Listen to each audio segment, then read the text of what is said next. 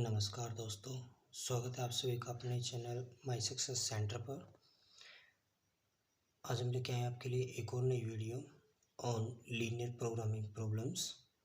जैसा कि हमने पिछली वीडियो में देखा था कि हमने कुछ इक्वेशंस दी हुई थी, उनके बेस पे हमने उसको ग्राफिकल रिप्रेजेंटेशन किया था लाइन को।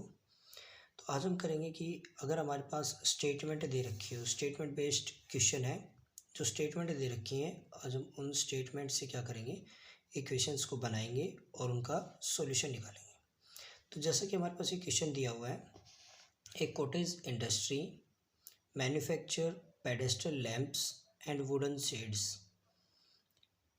यानी कि हमारे पास एक कॉटेज फैक्ट्री है जो मैन्युफैक्चर करती है पेडेस्टल लैंप को और wooden shades, each requiring the use of a grinding and cutting machines and a sprayer. यानी कि इनके लिए हमें एक ग्राइंडिंग की या कटिंग मशीन की या एक स्प्रेयर की इनकी आवश्यकता पड़ेगी। जैसे पेडेस्टल लैंप है, उसके लिए हमें उसको बनाने के लिए हमें ग्राइंडर की आवश्यकता हो। वुडन शेड्स हैं, उनके लिए हमें कटिंग मशीन, वुडन यानी कि लकड़ी को काटने के लिए, और स्प्रेयर यानी कि उन पर पॉलिश करने के लिए।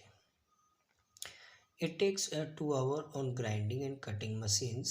अब कह रहा है कि 2 घंटे तो ये लेते हैं ग्राइंडिंग करने के लिए या मशीन जो कटिंग मशीन है वो कट करने के लिए, and 3 hours on the sprayers, या और जो स्प्रेयर है वो 3 घंटे लेती है एक पेडेस्टल लैंप को बनाने के लिए। It takes 1 hour on the grinding and cutting machine, कि ये 1 घंटा ग्राइंडिंग और कटिंग के लिए लेती है मशीन किस पर, and 2 hours the sprayer to manufacture इस शेड, और 2 घंटे है वो 2 घंटे किस पे लेती है, मैन्युफैक्चर करने के लिए लेती है किसको, वुडन शेड को। और एनी डे, और किसी भी दिन, the sprayer is available for at most 20 hours. ये कह रहा है कि एक दिन में मैक्सिमम जो स्प्रेयर है वो 20 घंटे के लिए अवेलेबल है, एंड जो ग्राइंडिंग और कटिंग मशीन है वो सिर्फ एटमोस्ट ज़्यादा से ज़्यादा 12 घंटे के लिए अवेलेबल है।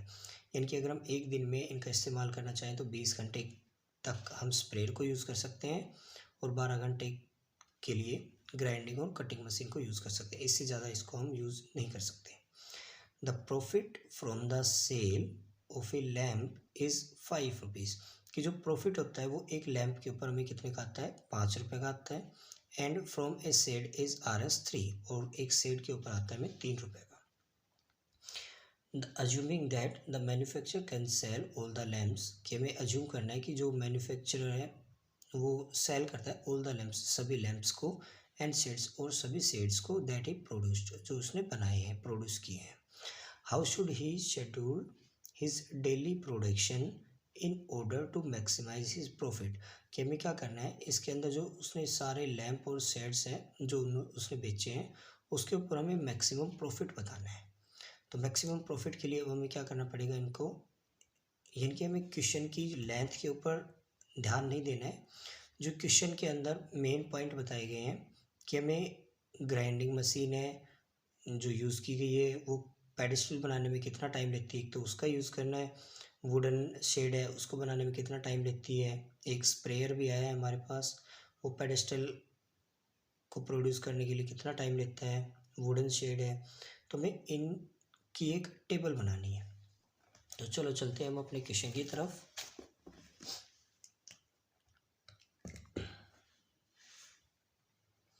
तो फर्स्टली हमारे पास क्या दे रखा था कि हम लेट करेंगे, जो टेबल बनानी है। तो टेबल के लिए हमने क्या कर लिया कि यहाँ पे हमने जो जो चीज़ें दे रखी हैं वो लिख ली हमने। हमारे पास एक मशीन दे रखी है, ग्राइंडिंग मशीन, तो यहाँ पे हमने लिख ली ये क्या है, हमारी ग्राइंडिंग या फिर कटिंग मशीन है।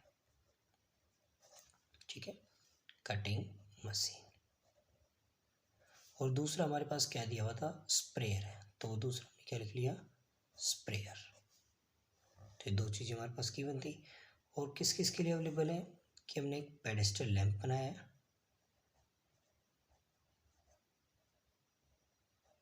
और दूसरा हमने क्या बनाया है, वुडन सेट।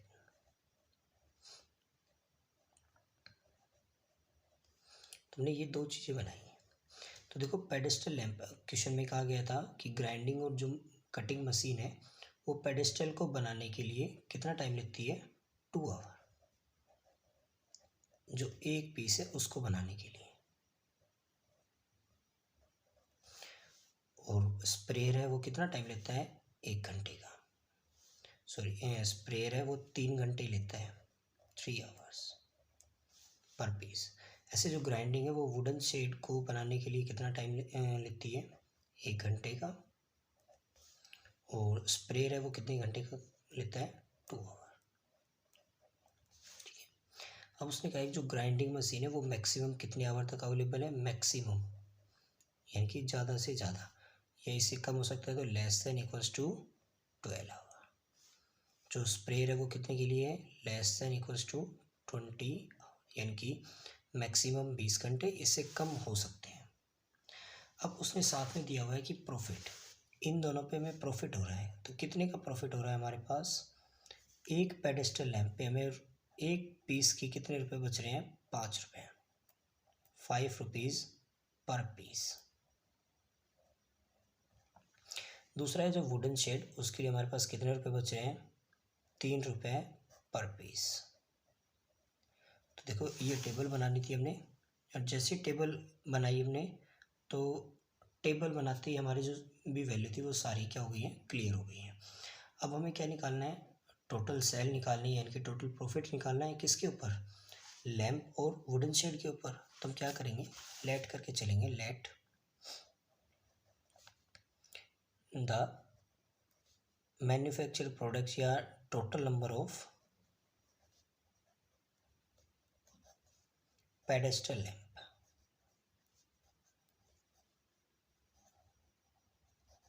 जो प्रोड्यूस किए गए हैं वो कितने मान लिए हमने, एक्स मान लिए। फिर ऐसे ही हमने सपोज किया let the total number of, अब दूसरा क्या था, पेडेस्टल की जगह हमने क्या बनाया था, वुडन शेड, तो हो गया हमारा वुडन शेड्स, उसको हमने क्या मान लिया, वाई। अब टोटल प्रॉफिट निकालना है, तो प्रॉफिट को हमने यहाँ पे डिनोट किया है जेड से।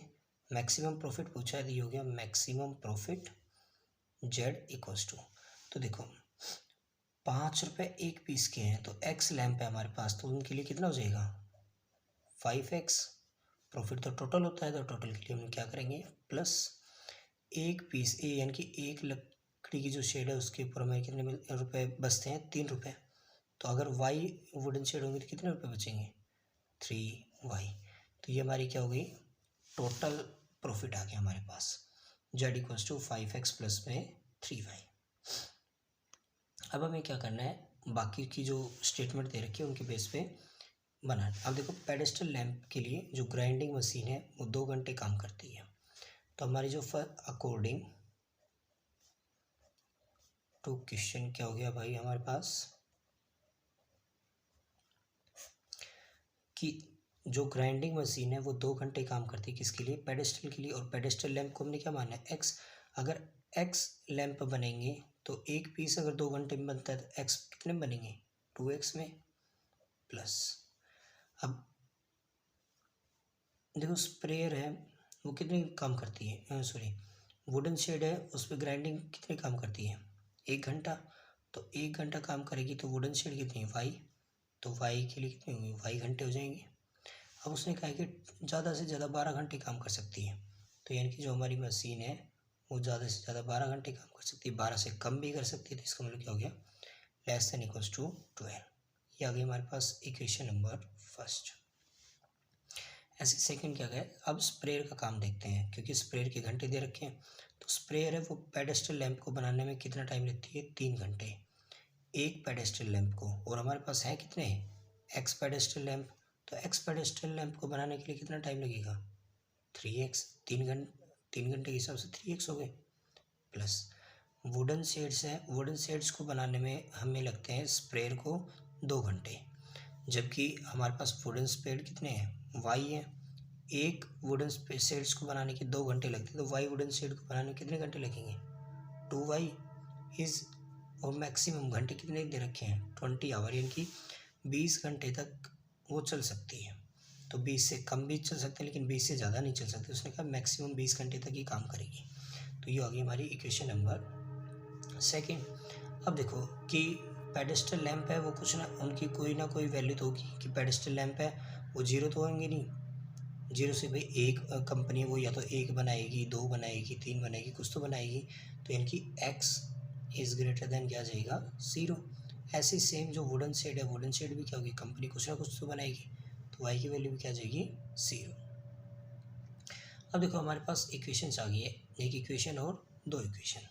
अब हमें क्या करना है, इनको ग्राफ पेपर पे डिनोट करना है। तो ग्राफ पेपर पे बनाने के लिए हमें क्या करना पड़ेगा, पहले इनकी टेबल बनानी पड़ेगी। तो इस इक्वेशन की हम टेबल बनाते हैं।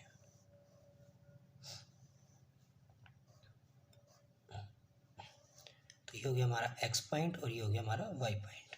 तो देखो हमने जनरली क्या किया था कि हम यहाँ पे y की वैल्यू को पहले ज़ीरो पुट कर लेते हैं। तो जैसे ही हमने y को ज़ीरो रखा, तो y को ज़ीरो रखा तो y क्या हो गया, यहाँ से गायब हो गया। तो क्या बचा, 2x इक्वल्स टू 12, यानी कि हमारे पास क्या बचा, 2x इक्वल्स टू 12। तो x की वैल्यू यहाँ से कितनी आ जाएगी हमारे पास, 6। तो x की वैल्यू को हमने यहाँ पे पुट कर दिया 6। अब दूसरा क्या करेंगे कि हम x को ज़ीरो पुट करेंगे। तो x को ज़ीरो पुट किया तो 2 इंटू जीरो, ये तो जीरो हो गया, तो y कितना बच गया हमारे पास, 12। एक इक्वेशन आ गई हमारे पास। अब दूसरी लाइन है, इसकी टेबल और बनाएंगे।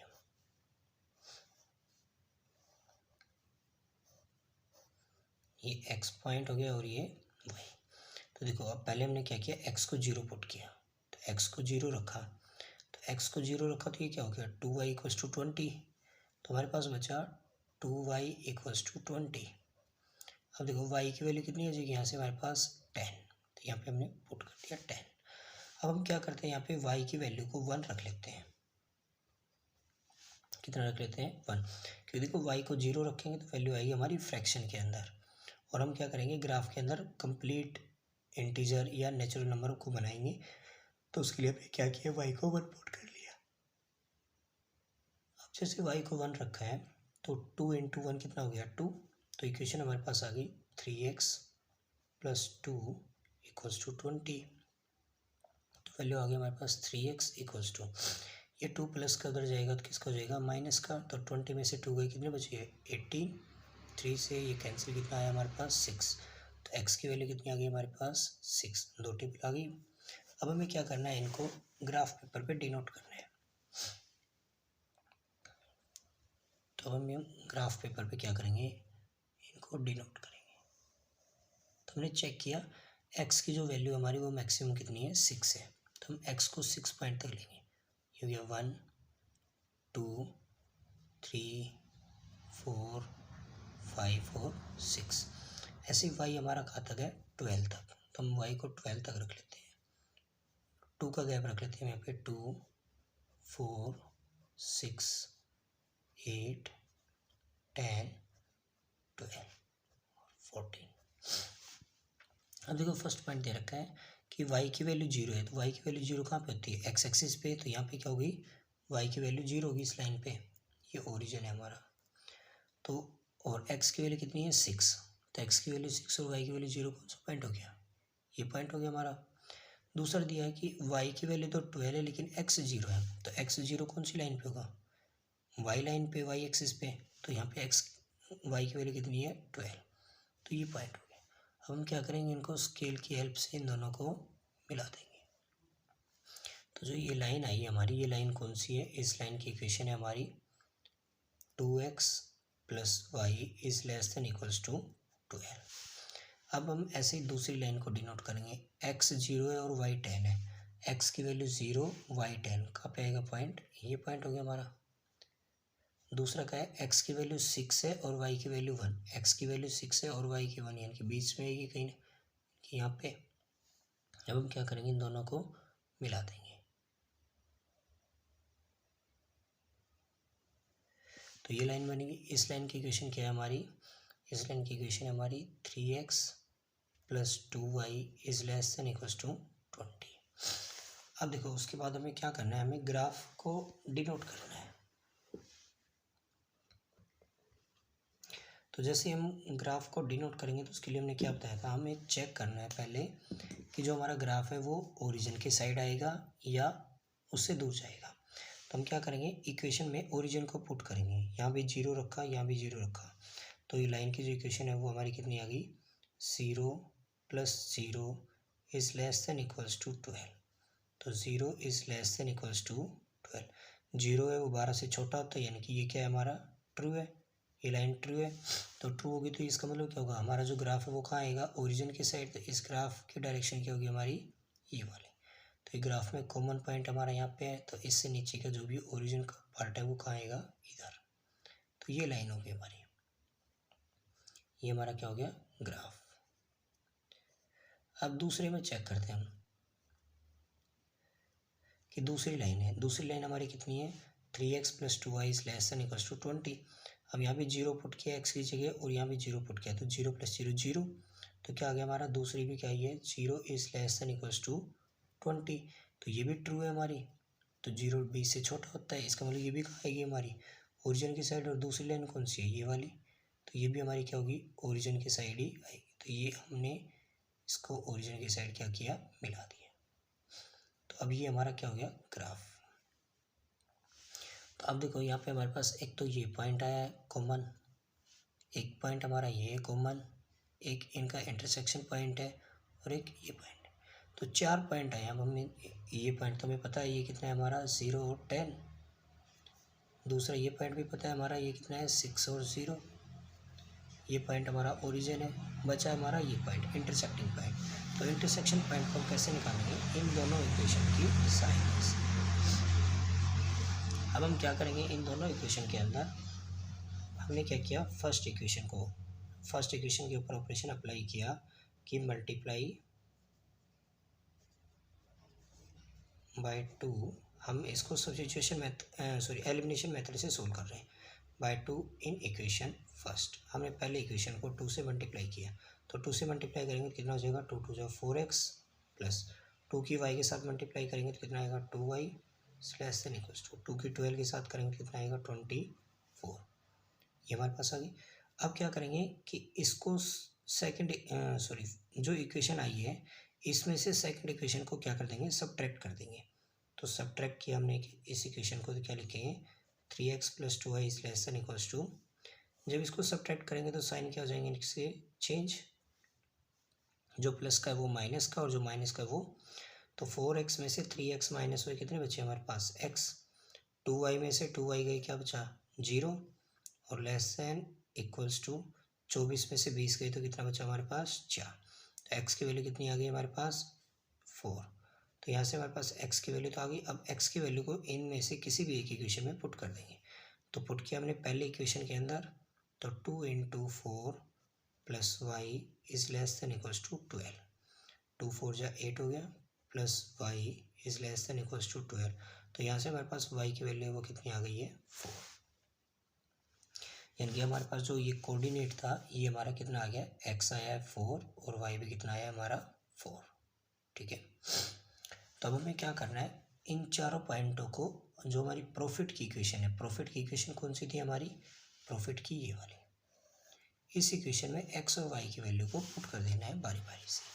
तो पहले हम चेक करेंगे ओरिजिन पे, एट ओरिजिन 0 0 पे जो मैक्सिमम प्रॉफिट है, प्रॉफिट हमारा कितना है, z = 5x प्लस में 3y।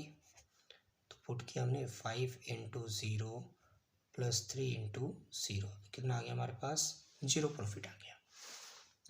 अब हमें क्या करना है, इसी को दूसरे पॉइंट पे चेक करना है। दूसरा हमारा कितना था, 0 और 10। तो एट 0 और 10 इसके ऊपर चेक करेंगे तो z = 5x प्लस में 3y। तब पुट करो यहाँ पे 5x कितना है, 0 प्लस 3 × y कितना है हमारे पास, 10। तो वैल्यू कितनी आ जाएगी हमारे पास, 30। तो दूसरी वैल्यू आ गई हमारे पास 30। अब अगली किस पे चेक करनी है, 4 और 4 पे। तो z को हम एट चेक करेंगे, एट 4 और 4। तो z कितने हमारे पास, वही 5x प्लस में 3y। x की जगह 4 पुट करेंगे और y की जगह भी 4 पुट करेंगे, कितना हो जाएगा, 5 × 4 प्लस 3 × 4। 5 4 = 20 प्लस 3 4 = 12। तो ये कितना आ गया हमारे पास, 32। अब एक पॉइंट और रह गया हमारे पास, ये वाला एक्स एक्सिस का। 4 पॉइंट बने थे, 1 2 3 और 4। तो 3 पॉइंट अभी तो हमने चेक कर लिए, ओरिजिन पे, 0 10 पे, 4 4 पे। ये रह गया 6 और 0, इस पे और चेक करते हैं हम। तो एट पॉइंट 6 और 0, तो जेड है वो हमारा कितना आएगा, 5x प्लस में 3y। तो 5x की वैल्यू कितनी है 6 प्लस 3y कितना है 0। तो हमने इसको चेक किया और यहाँ से सोल्व किया तो वैल्यू कितनी आ गई हमारी 30। अब हमें देखो प्रॉफिट निकालना था, मैक्सिमम प्रॉफिट क्या चेक करना था हमें, मैक्सिमम प्रॉफिट। तो अब हमें इनमें देखना है सबसे मैक्सिमम वैल्यू कितनी है। ये 0 है, 0 से ग्रेटर देन क्या है 30 ये है, और 30 से भी बड़ी कौन सी है 32। तो यानी कि जो मैक्सिमम प्रॉफिट है वो हमारा कितना है 32। दैट मीन यानी कि हम यहाँ पे लिखेंगे कि मैक्सिमम प्रॉफिट इज 32। और कहाँ पे आया है, at x equals to 4 and y equals to 4। यानी कि अगर हम एक दिन में 4 पेडेस्टल लैंप बनाएंगे और 4 ही वुडन शेड बनाएंगे तो हमारा जो मैक प्रॉफिट है वो कितना जाएगा 32। जेड कितना जाएगा हमारे पास 32। तो ये हमें फाइंड करना था। आई होप आप सभी को ये क्वेश्चन समझ में आया होगा। तो कल हम इसी के ऊपर एक और क्वेश्चन की वीडियो लेकर आएंगे। थैंक यू, धन्यवाद।